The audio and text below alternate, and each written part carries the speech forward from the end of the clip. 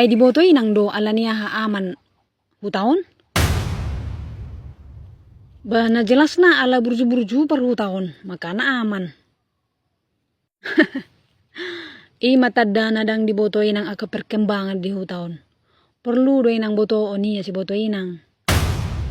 Dia maksud mo buha. Si mama ben aman hutaon ni nang. Usuk kumajoy nang. Batong dak kuboto. Bana huboto ala burju-burju par hutaon. Baru ketat penjagaan ni aka irritation.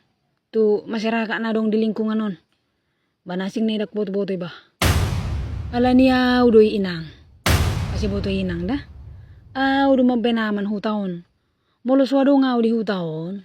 Dang aman non. Sudah irjul may sosigat tuwa si boto inang.